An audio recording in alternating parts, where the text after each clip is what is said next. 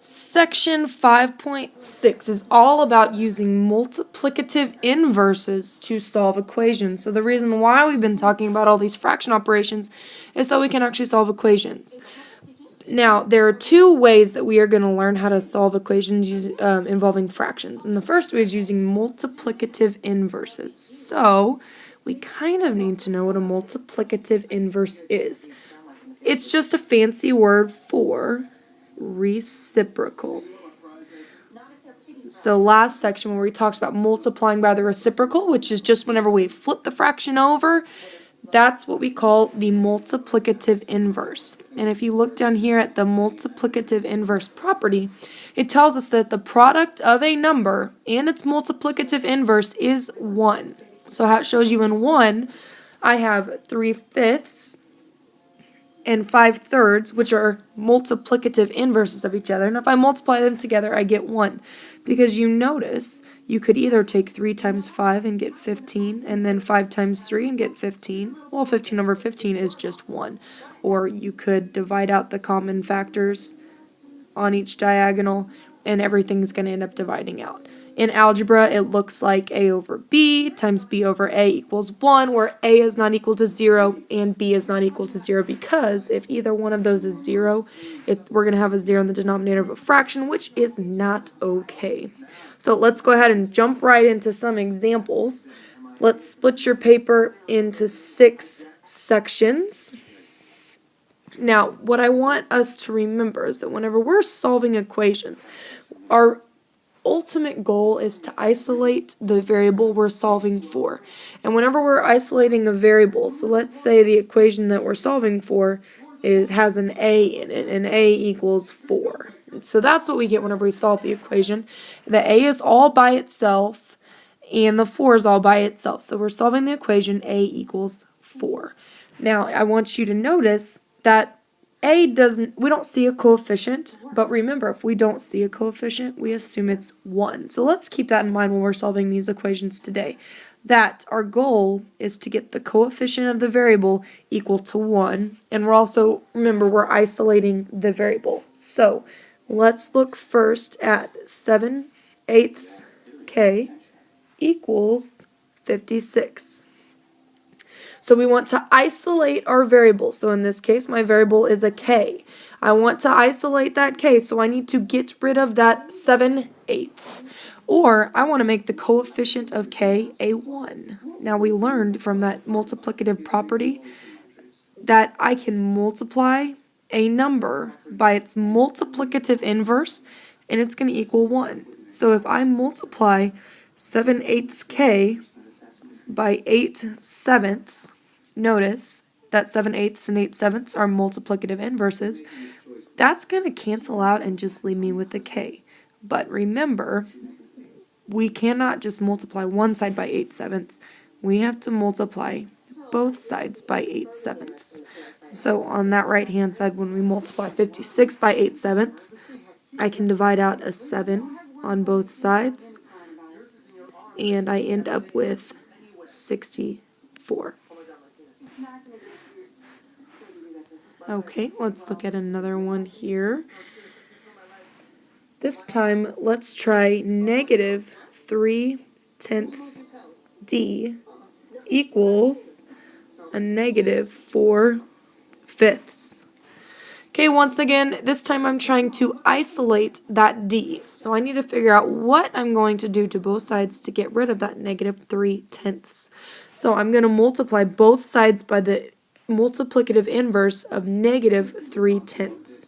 So what I'm going to do is I'm going to multiply both sides by a -10/3. Now the reason why I multiplied by a -10/3, for one, the multiplicative inverse of -3/10 is -10/3. Also, this d, I want it to be positive, and if I multiply -3/10 d by a positive 10/3, it's going to give me a negative d, which I do not want. So if I multiply both sides by a -10/3 on the left-hand side, I'm just left with a d. On the right-hand side, I can divide out a 5 from my diagonals. I get -4 times a -2 gives me a negative 8. 1 times 3 gives me a 3. And let's change that into a mixed number. I know my answer is going to be negative. 3 will go into 8 2 times with the remainder of 2. My denominator stays the same. So my final answer would be D equals negative 2 2/3. Okay, well, we've done one-step equations. One-step equations, not too bad. Let's look at one that is a two-step equation. So this time, let's do 12 plus 3/5 D equals 39. Now, if we think about how we are used to solving two-step equations, I showed you a couple ways to solve two-step equations. One way was setting up the do and undo table. But if we think about just the general process of what we did to solve two-step equations, we were isolating the variable. So in this case, I want to isolate D. So I want to get it all by itself. So I need to get rid of this 12 first. So I'm going to subtract 12 from both sides because it is a positive 12. Okay, well, 12 minus 12, that cancels out, and I'm just left with a 3/5 D on the right-hand side.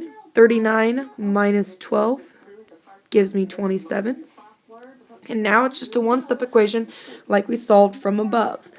So if I have 3/5 D, I'm going to multiply both sides by the multiplicative inverse of 3/5, which is 5/3. On the left-hand side, I'm left with D. On the right-hand side, I see that I can divide out a 3 from my diagonals, and I end up with 9 times 5, which gives me 45. So my answer would be D equals 45. Let's do one more together, and I'll have you guys try one. Let's try 13 over 16 equals 3/8 G plus 1/2. It's a really good habit to get into, to find your variable, which I see I have G. I'm going to isolate it, so I want to get it by itself. So I'm going to isolate that 3/8 first. So I need to get rid of that plus 1/2. To get rid of a plus 1/2, I need to subtract 1/2 from both sides.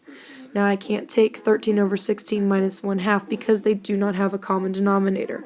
So I first need to rewrite both fractions using a common denominator. So I'm going to do this work off to the side. So I have 13 over 16 minus 1/2. My least common denominator between 16 and 2 will be 16.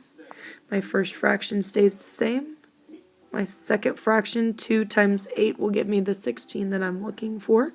And 13 minus 8 gives me 5 for my numerator.